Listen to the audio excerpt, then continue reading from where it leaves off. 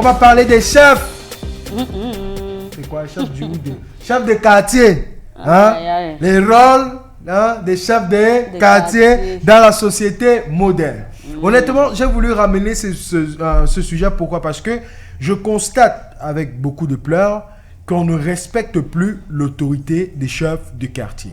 Ok, ce sont ces personnes-là qu'on trépasse, on ne passe même plus par eux avant d'arriver à nos autorités locales comme la police et tout ça, nos autorités judiciaires, je veux dire comme ça. Le chef du quartier, c'est quoi son rôle là? Beaucoup ne le savent pas, mais c'est la première personne chez qui, dans un quartier bien précis, on doit aller lorsqu'on a un problème avec un voisin. Mrs. Marie-Christelle et moi, tout comme vous ici, on a débattu durant quelques jours sur les problèmes entre voisins. Mais maintenant, comment se règlent ces problèmes-là entre voisins? On part tout simplement d'abord chez le chef du quartier. On fait un avertissement envers le voisin et le chef peut décider de vous réunir pour une discussion et un arrangement à l'amiable. Généralement, dans ce que moi je connais, c'est si ça ne va pas, si ça ne se porte pas bien, auprès de la police, l'avis du chef du quartier compte énormément. Ah oui. Ça veut dire s'il y a problème entre Dame Ngobot et Dame et Cindy, et maintenant le chef du quartier décide de régler le problème, Dame Ngobot porte, une attention particulière aux détails. Ça veut dire qu'elle veut vraiment que le problème soit résolu. Et Dame Cindy, elle ne vient presque jamais aux convocations à la chefferie. Elle n'est jamais presque là. Elle insulte même le chef. Elle insulte encore Dame Ngobot partout dans le quartier. Et elle continue à perpétrer le mal qui lui est reproché. Lorsqu'on va vers la police, si le chef ramène ses faits, c'est fini pour Dame Cindy. Ok? Why? Because he is the representative of the local authorities. Et d'après ce que je sais, de nos jours, les chefs sont, on dit quoi, biaisés. Tu veux dire quoi? Biaisés. Vous n'accordez plus d'importance à ces chefs. So what I want to know, Mrs. Marie-Christelle, is why do we not respect our quarter chiefs now? Bon.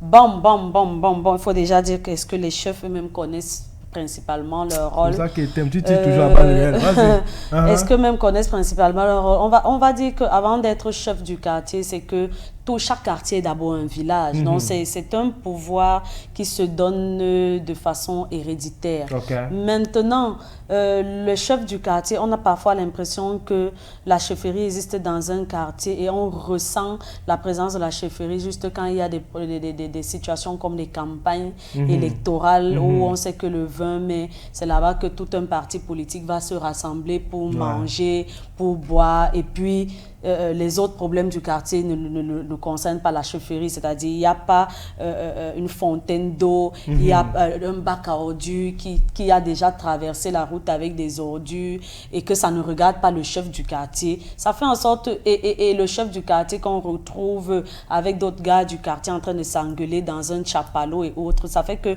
le respect qu'on pouvait avoir pour l'autorité disparaît complètement parce que lui-même ne reste plus, ne se rend pas compte de la place ou alors de son importance.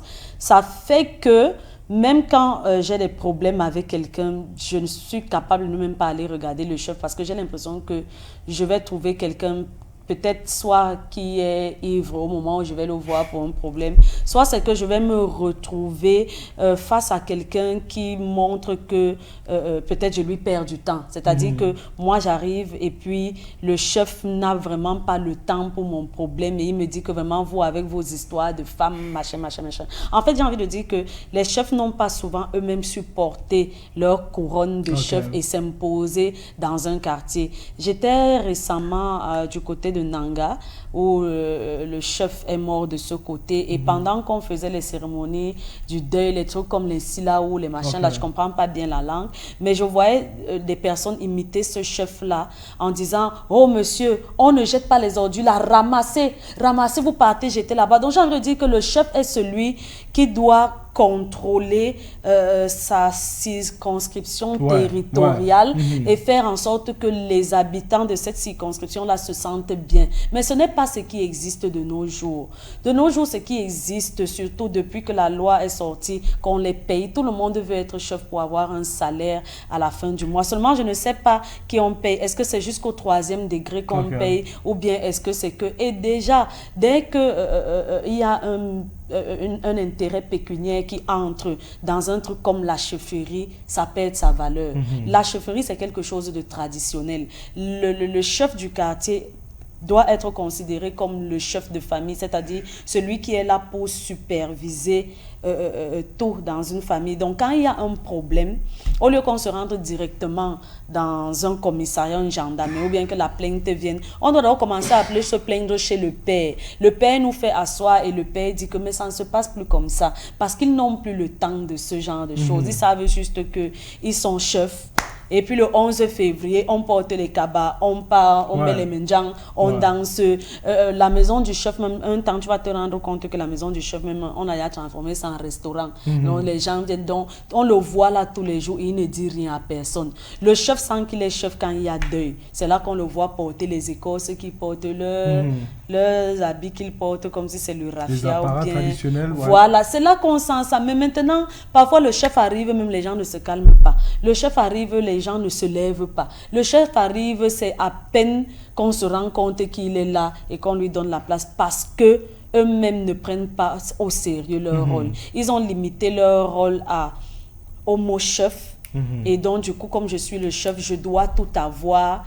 Je dois tout manger, c'est moi qui dois décider de ce que les autres ont. Ça fait que personne ne les gère plus réellement. On dit souvent quoi? Comme tu dresses ton lit... C'est comme ça que tu te couches. Merci, Mrs. Marie-Christelle. Mais un truc aussi à noter, c'est le chef du quartier est censé superviser les projets de développement dans sa circonscription, on va dire comme ça. Ça veut dire que le développement à l'échelle nationale doit commencer par les quartiers. Parce que les projets même de développement, si on veut peut-être goudronner une route en particulier, c'est le chef qui fait la proposition et on ramène tout le monde dans le quartier, on trouve des solutions à ça. Les rigoles, les bacs à ordures, peut-être un stade. Peut-être dans un quartier, il faut un stade, il faut un stade de football, il faut un stade de basket. Pendant les vacances, il faut les activités et tout ceci. Mais de nos jours, on remarque que beaucoup ne le font pas. Donc, la question, Germaine, c'est dans ton quartier, qu'est-ce que toi, tu peux dire du chef de là-bas? Est-ce que tu l'as déjà senti? Did you ever feel him? Est-ce que tu sens que, bon, quand il y a un problème au quartier, le chef se présente et il propose des solutions? Bon, je suis nouvelle où je suis, donc du coup, je connais vraiment pas le chef. Mais dans l'ancien...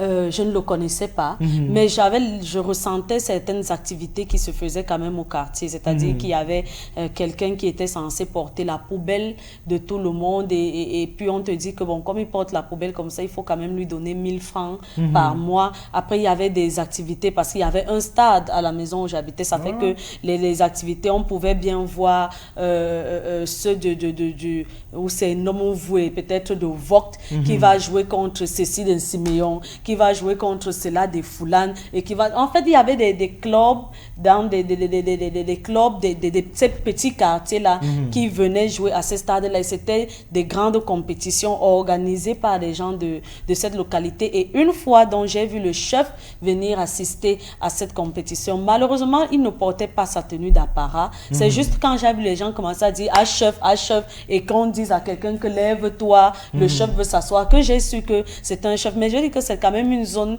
qui bougeait beaucoup entre, comment on appelle, la 3 statues où c'est Olezoa jusqu'à Vogt. On va dire que c'est une zone où les gens là essayent quand même de faire vivre leur localité à travers des activités, on dit souvent comment, ludiques.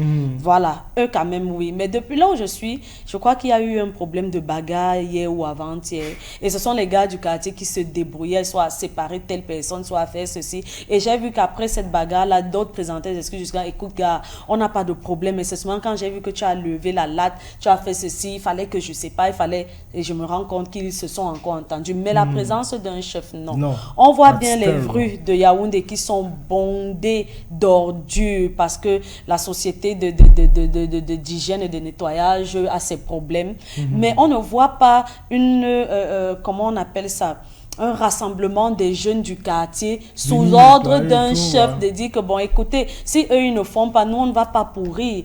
Prenez le samedi ou bien le vendredi propre, comme dans mon quartier, c'est le vendredi qui est la journée propre, de 7h à 10h, qu'on n'ouvre pas de boutique, mais que les jeunes qui restent au quartier se chargent d'enlever au moins les ordures au bord de la route, rien de chez rien. Et il y a un monsieur qui a laissé son forage à la disponibilité de tous les gens du quartier. Ça fait que même quand Kamwata ne vous envoie pas de l'eau, vous avez la possibilité d'avoir l'eau du forage, mais on vous fait comprendre qu'il vous donne l'eau du forage là, parce qu'en fait, il vend les gens aux femmes là et tout et tout. Tu comprends un peu? C'est que tu ne ressens pas une certaine présence, une certaine autorité qui montre, voilà l'organisation de notre quartier. Ça n'existe pas. Ça n'existe pas un quartier où tu vas avoir une barre et quand vous dites que le couvre-feu, c'est 20h. Après 20h, avant d'entrer dans notre quartier, vous devrez vous présenter ou montrer que des quartiers qui existent comme ça sont très rares.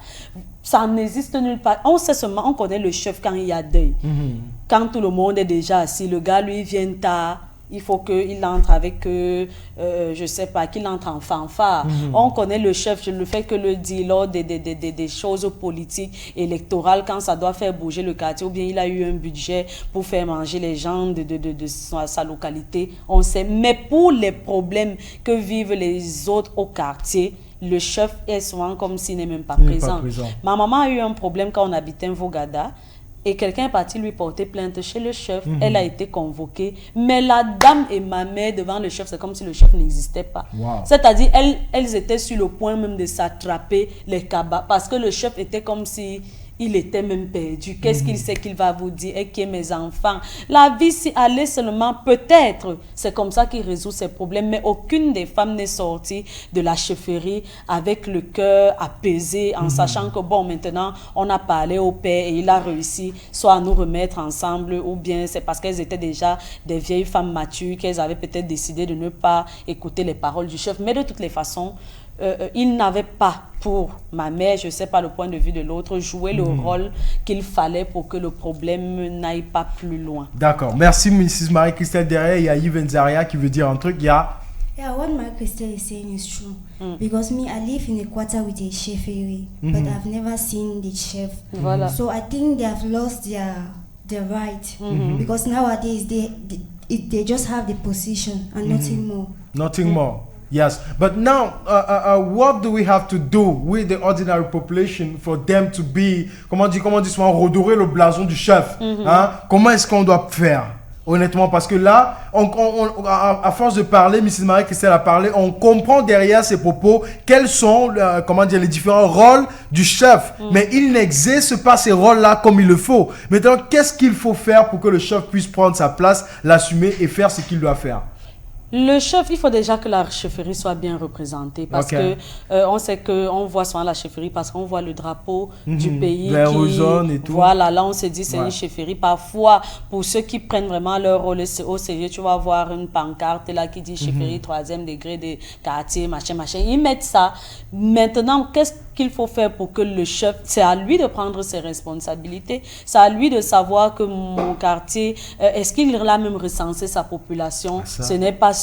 Est-ce qu'il connaît les ressortissants? Est-ce qu'ils savent s'ils viennent de l'Ouest, s'il y a les gens du Nord, s'il y a les ceci, s'il y a de cela? C'est pas dans cette diversité-là que le chef saura que voilà, j'ai des peuples qui sont souvent un peu des gens qui n'aiment pas sortir. Je suis avec une population où ils aiment le bruit. Je suis avec les autres qui aiment les timbres, les plaintes et tout ça. C'est à partir de ce recensement-là que le chef saura comment s'y prendre face à sa population. C'est à partir du nombre d'enfants qu'il voit dans sa cour qu'il saura quelle activité organiser. C'est à partir du nombre de jeunes qu'il saura est-ce qu'ils sont des chômeurs beaucoup dans son quartier, est-ce qu'ils ne le sont pas. Je suis sûre qu'un chef qui décide de faire une réunion un jour avec les membres de son quartier et qui pose simplement la question que combien de chômeurs y a-t-il, les gens vont apporter une certaine importance parce qu'on va se dire waouh, voilà quelqu'un qui est en train de vouloir penser à notre avenir, voilà, et tout ce qu'il va proposer, on va voir les gens le suivre parce qu'on aura l'impression qu'il est en train de chercher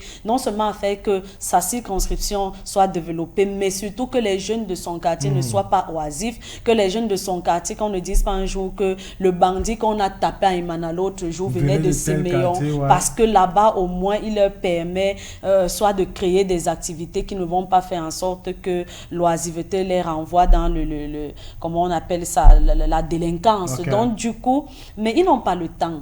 Ils ne gèrent pas ça. Leur problème, ce n'est pas ça du tout. Tu vas arriver dans une chefferie où la femme du chef est peut-être au commissaire de police. Il y aura la crainte à ce moment-là. Au quartier, il n'y aura pas de bandits, il n'y aura pas de ceci, parce qu'on sait que la femme du chef est le commissaire de centrale numéro 1. Voilà la seule crainte. Tant qu'on sait que sa femme, c'est celle-là qui est toujours là-bas derrière en train de tuer les petites souris qu'on mange dans les cobayes là, ça ne va rien dire à personne, parce qu'on saura que autant vous, la population de ce quartier, vous êtes en train de vous débrouiller, autant le chef et sa femme aussi se débrouillent, donc personne n'a rien à dire à l'autre. D'accord. En tout cas, Mrs. Marie-Christelle l'a dit, prenez vos responsabilités en main. En fait, je pense que c'est même la seule chose qu'on peut dire, parce que nous ne sommes personne pour aller fouetter ces chefs, nous ne sommes personne pour donner des leçons de morale à ces personnes, ok? Il y a la voix derrière qui a quelque chose à rajouter. Peter, Marie-Christelle, je vais plutôt dire que c'est une question de respect. Okay. Il faut d'abord que les chefs eux-mêmes doivent se respecter. Yeah, that's the same thing Mrs. Marie-Christelle said. Quand je vois les chefs de la région du centre et les chefs de l'ouest, gars, il y a largement une différence. Parce qu'un chef de l'ouest ne peut pas venir s'asseoir dans un bar façonné, causer les commentaires, faire des commentaires avec sa population, si on peut dire ainsi.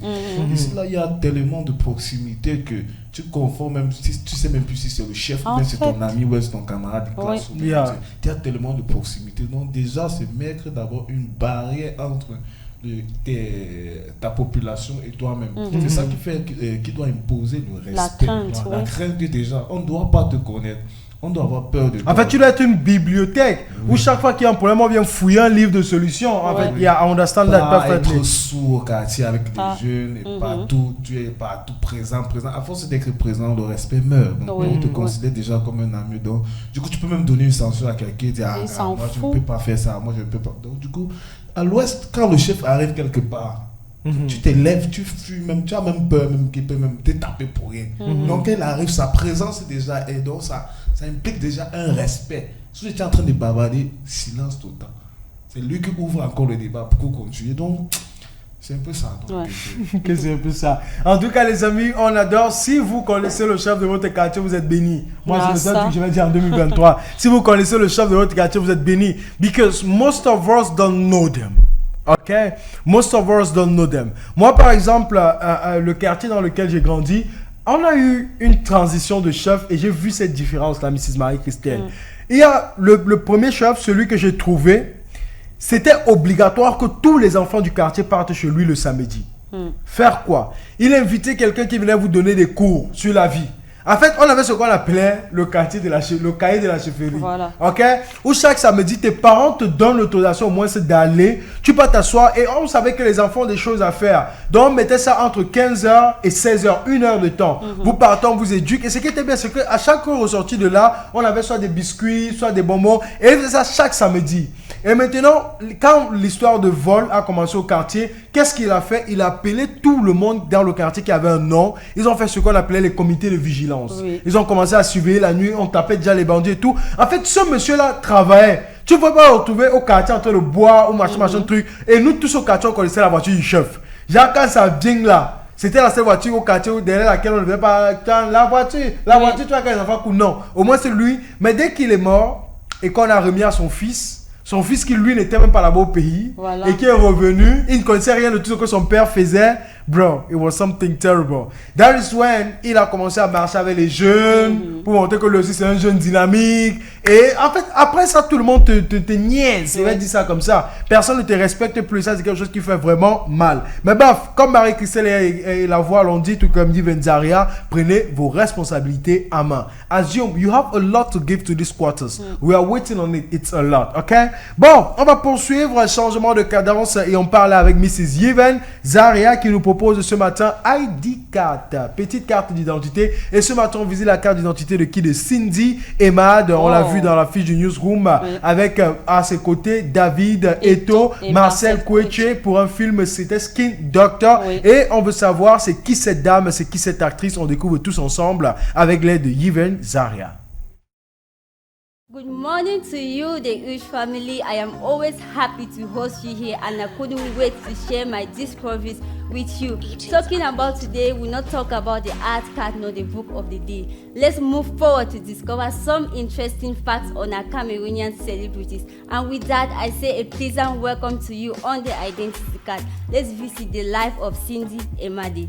Elode Cynthia Emade, also known and addressed as Cindy Emade, was born on the 21st of November 1993 in Kumba into a daughter of a school teacher and an entrepreneur. They later on moved to Douala where she spent most of her childhood. She completed her secondary education at Lycée Félix Eboué and furthered her university studies at the University of Boya where she studied journalism and mass communication. She developed passion for acting and modeling, and in 2010 she released her first movie. In 2014 she won the Miss Heritage crown. The award-winning Cameroonian actress has so far acted in more than 25 movies in Cameroon, with her last being Law of Love and Insecurity. She is also a producer and the owner of Blue Rain Entertainment. She is the producer of the movie Man of the Weekend with Alex Ekubu, a Nigerian actor. A must-watch movie. Grab a popcorn. Aside from acting and modeling, she is also an entrepreneur and a brand ambassador to so many companies. She recently opened her clothing line, Cindy's Closet, in Bonaprizo, Douala. She is also a proud mother of two, a boy and a girl. Cindy Emade is someone that has so far contributed a lot to the Cameroonian industry. It is what it is today because of her effort. And this young Cameroonian actress should follow from her example. Nothing comes overnight. So tell me, what do you love about Cindy Emade? Message me on my Facebook page, Yven Zaria Update, or on the morning show 657-564165. And as always, don't forget to smile.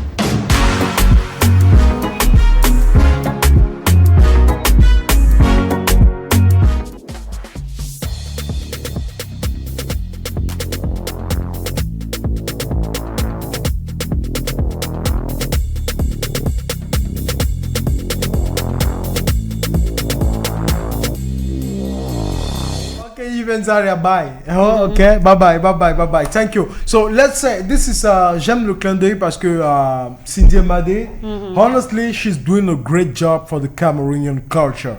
She's one of the person you can't throw dirt on her name in Cameroon, okay? We have these celebrities, you always have something negative to say about them. Et ça, c'est un truc, il faut remarquer, nos célébrités camerounaises, il y a toujours un truc de négatif que tu peux dire sur eux, but I don't know what of negative can be said about Cindy Emade. Honestly, she's low-key, she does her job, she does her movies, she's never been in a clash with somebody, she's just Cindy Emade, and that's something to appreciate. Anything to add to that, Mrs. Yven Zaria? And first of all, thank you for bringing us this ID card. Thank you, Peter. Cindy Emade is just someone that has really contributed to the Cameroon film industry. Yeah. As we can see, it has really evolved. There's no way we will hear people mentioning about Cameroon actress and we will not hear her name pop up. Oh, sure. She has really done a lot, and I think young Cameroonian actress should follow from her example. Thank you so much. Thank you so much, Mrs. Yven Zaria. I hope you're gonna equally follow from her example. So what we're gonna do is tomorrow you're gonna act a little movie. On fait souvent c'est ici, non? Les films qu'on faisait, donc je pense qu'elle peut aussi faire ça ici devant en direct. So tomorrow you're gonna do a movie here with Alvin Daniela. Donc quand vous rentrez là, donnez-vous un rôle, une petite scène peut-être même de 2 minutes où vous allez faire un petit film avec des sketchs, okay? Thank you so much, Mrs. Marie Christelle. Let's take one or two messages of our friends. Bonjour LMS. Bon début de semaine, c'est Flan de Santa Barbara. Bonjour à toi, Flan. Peter, demain c'est ton anniversaire. Tu nous amènes où? On va manger le gâteau demain en direct. Hey! Allez, salut, dear friends. Bon, on va manger le soya de la brique. C'est sûr qu'on aura des chouquettes et du cossap.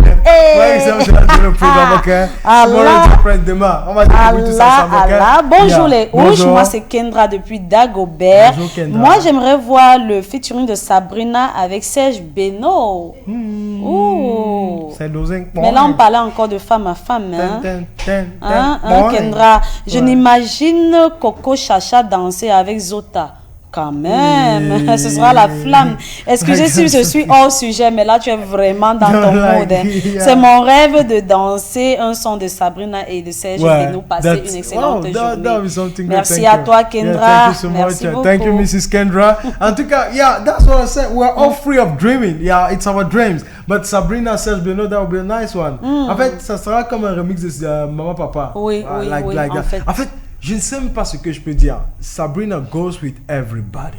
Okay? There's nothing you can say. Sabrina goes with everybody. Bientôt, on aura Sabrina Dena Moana. Attendons impatiemment, je vous assure, ça, ce sera, it will be something great. En tout cas, les amis, on adore. On se donne un autre rendez-vous pour demain. Vous savez à quel point on vous aime. C'est pour ça que nous sommes toujours là pour vous. Et on part en disant un gros merci à la voix, un gros merci à Alvin Daniela, un gros merci à Yven Zaria, un gros merci à Gaël Béga, un gros merci à Mrs. Marie-Christelle, tout comme à moi aussi, Roman Peter. Merci, Peter. Comme on l'a dit toujours, 10h, 12h, c'est notre heure. On se retrouve demain pour une autre dose de bonne humeur et de fou rire. D'ici à là, comme Alvin Daniela le dit toujours, portez-vous bien et bye. Bye. Bye.